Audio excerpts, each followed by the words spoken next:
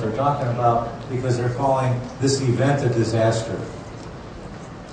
The hurricane is not the disaster, it's what it does to society. Hey, so here's your first exam. Here's a traffic incident. Would you agree there's been an event and some damage? Right? The question is, this was the only way that people could get into the community. You see ambulances, etc. here, and the question is, we see the structural damage, was there functional damage? And was this a disaster? Well, first of all, they could handle it all locally, right? So it really wasn't a disaster. It may have been an emergency, but these people could not get, nothing could get past this part of the highway.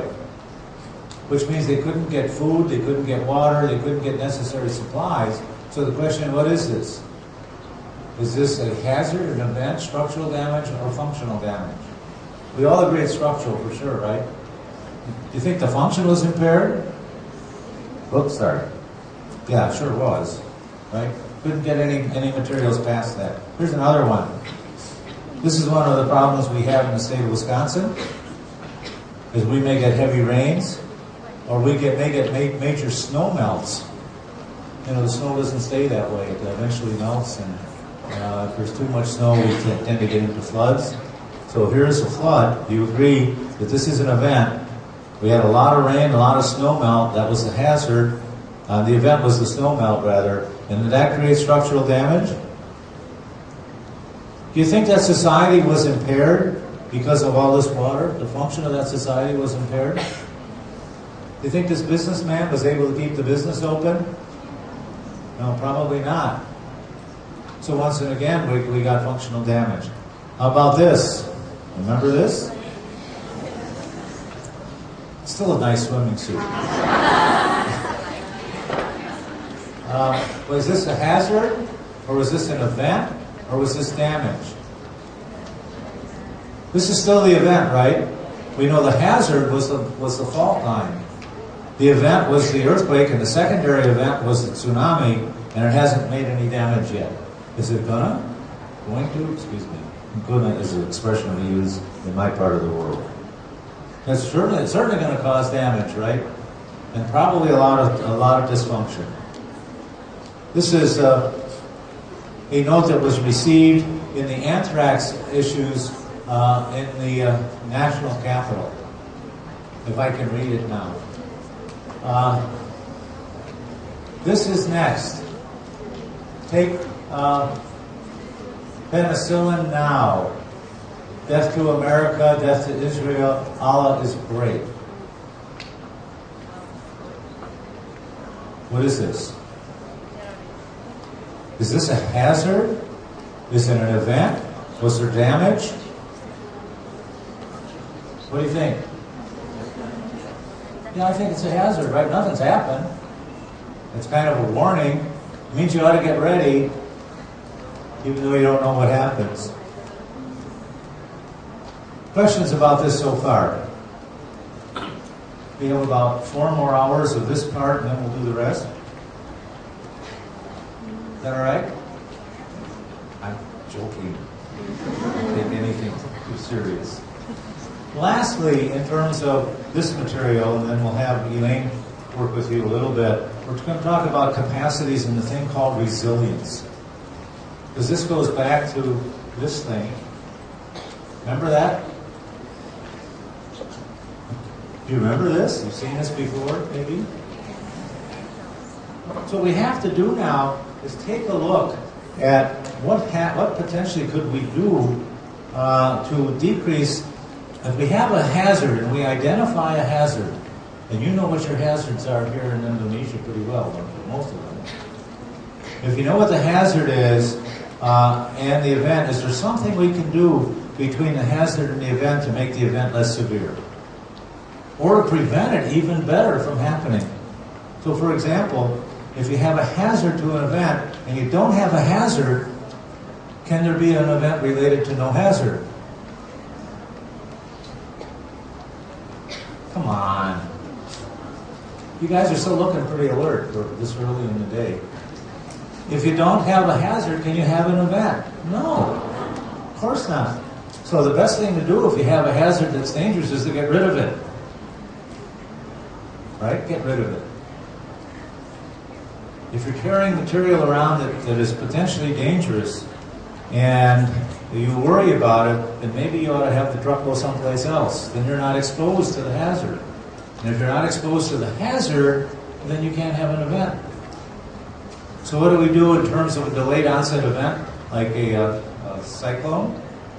We evacuate people, right? We get them out of harm's way. We get them out of the hospital. And hospital evacuation is a role you guys can really help fulfill because it's very complicated. And how to evacuate a hospital to get the patients out of harm's way because there's a tropical cyclone coming is a big deal. And so therefore they cannot be affected by the event because they're not exposed to it. So if you're not exposed to it, you will not have an event. If you're not exposed to mosquitoes, the likelihood of you getting malaria would be remote. And so we do things to not expose ourselves to the potential vector. Right? We get rid of, we protect ourselves against the mosquitoes. So when we do that kind of thing, we're talking about hazard mitigation. Mitigation means lessening of something, lessening the danger here that the hazard is going to turn into an event. And that hazard mitigation is important. We can build walls around nuclear facilities, as they had done in Fukushima before the water came aboard.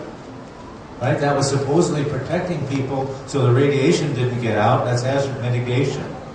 And we can do that.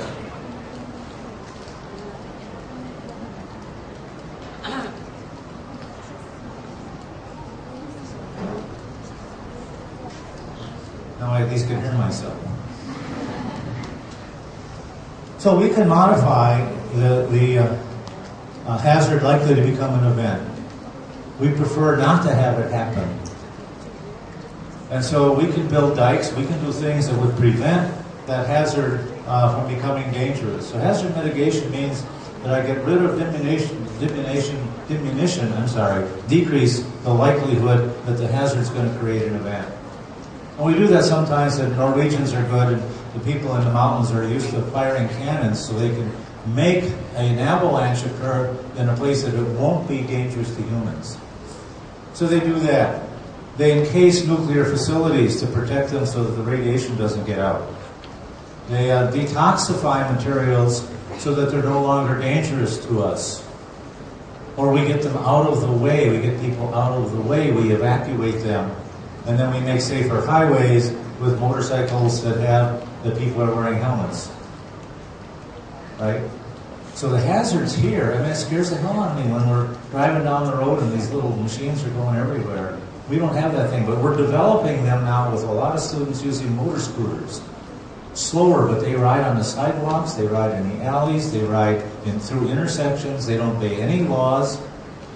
And so they're waiting, it's a hazard ready to become an event. When we have an event, the question is, can we do something to prevent that event from making major structural damage? Can we do something? So we know there's going to be an earthquake in Indonesia, in this city. Then we must make the hospital better able to withstand the energy released by the earthquake. And so we reinforce the hospitals, right?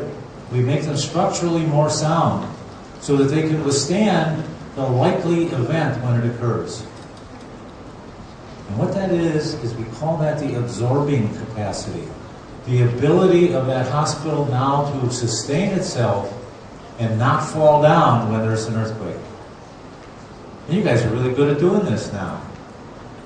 And so we need to be able to look at the absorbing capacity and things that can change the absorbing capacity so when an event occurs that there's less likely to be structural damage. And we're good at that. The problem is, are we good at the other parts? Well, we can do a lot of building the absorbing capacity so that when the event actually occurs, it's not going to cause any structural damage or minimize the structural damage. So if part of the hospital collapses, that's going to change the function of the hospital. But as long as the part that's delivering emergency care and primary health care, et cetera, can continue, you continue to be able to provide service.